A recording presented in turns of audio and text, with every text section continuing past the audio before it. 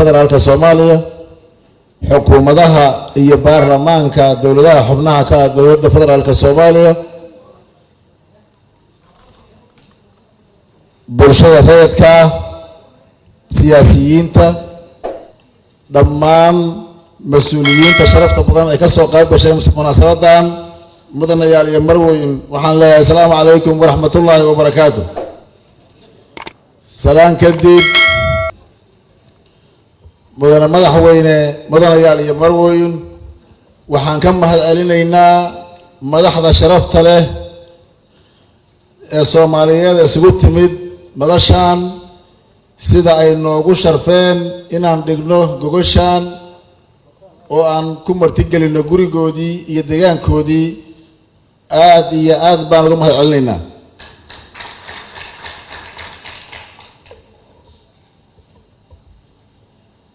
waxaan ka cudur daaranaynaa haddii waxyaabaha qaar ama meelaha qaar aan ka gaabinay oo dadaalkii aan bixinay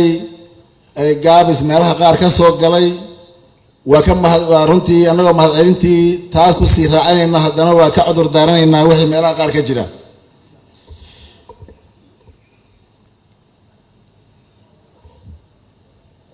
waxaan leenahay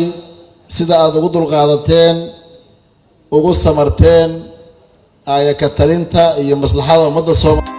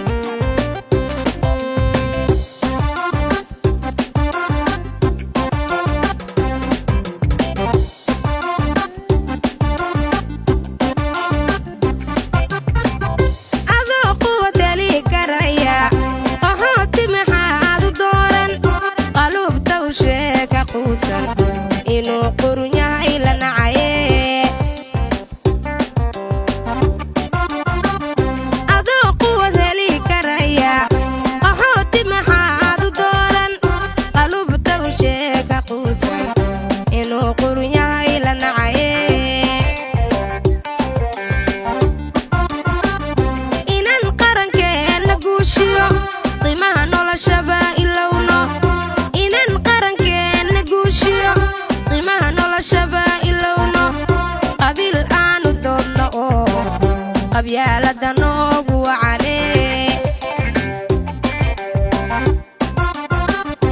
inan qarankeena guushiyo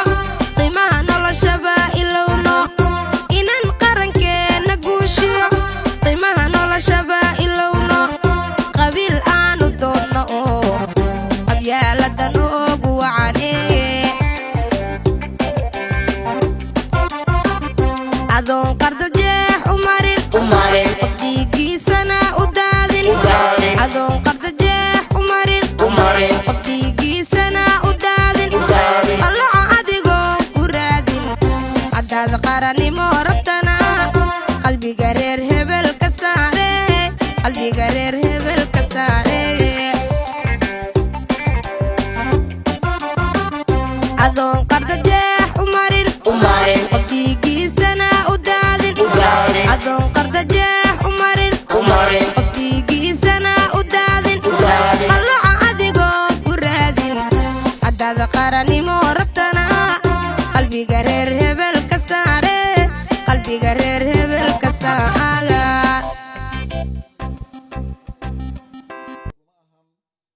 reer galmudugna waxaan leeyahay meelaad joogtaanba waa mahadsantihiin sharaf bay noo tahay inaan gabashii Soomaaliyeed aan ku laalaabanno nala ka aqbalo nala ku tixgeliyo